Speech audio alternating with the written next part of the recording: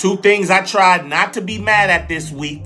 You know, everybody accuses the OG gambler of being a hater and having low tolerance for any current opinions. Anthony Davis got busy in the first three quarters with the Mavs.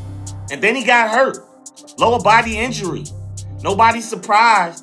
But some of us are surprised about Eli Manning's Hall of Fame snub.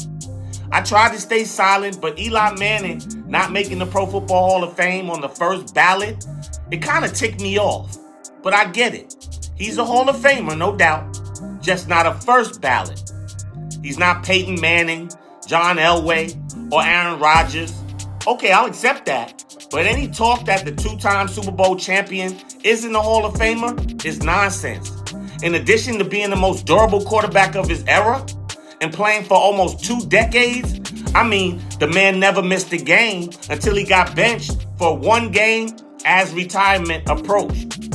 Eli could pass. He could pass. He was no bullshit deliverer of the pigskin. For one, the pedigree is crazy. Plus, he's a Manning. Do some research. I think he gets a bad rap sometimes because his brother Peyton was a Martian at the position and revolutionized it to a degree. But let's be real. Stats are cool, but nobody that sucks puts up great stats anyway. And Eli put up those numbers. To use him being 500 in wins for his long career as this huge negative, it's a lame argument. That's a team total, and trust me, I watched his games. He led some poor teams, and he still did his thing.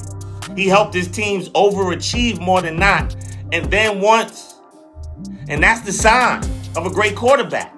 Eli never had more than 2 teams capable of winning the Super Bowl, if everything went right. And guess what he did those 2 times? He won twice against the greatest dynasty in NFL history, Tom Brady and the Pats. To dismiss that and then be complaining about why ringless Lamar Jackson didn't get his 3rd MVP is totally misleading.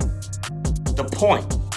What is football? That's what it is. Not one quarterback went into the Hall of Fame this season. So there are other great position players that have to produce for a quarterback to be a winner. So from my assessment, the gambler, Eli's a legend because anytime he had a shot to slay Goliath, he did it. He doesn't need Josh Allen's or Phillip Rivers or Dan Marino's excuses.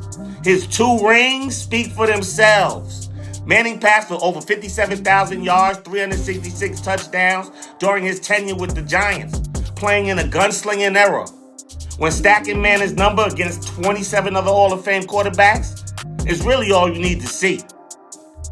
In addition to those bad fucking Super Bowl wins where he played like the Hall of Famer he is in crunch time, the times that define your career, Manning ranks 4th in passing yards among NFL Hall of Fame quarterbacks. Yes, behind Peyton Manning, Brett Favre, and Dan Marino. He's also 4th in touchdown passes behind Peyton Manning, Brett Favre, and Dan Marino. So stop the nonsense. How dare these Matt Ryan, Jared Goff, Kirk Cousins ass fans try to diss a guy who's the epitome of what a Hall of Famer is? Longevity, dependability, and championships. That's Eli Manning. What that mean?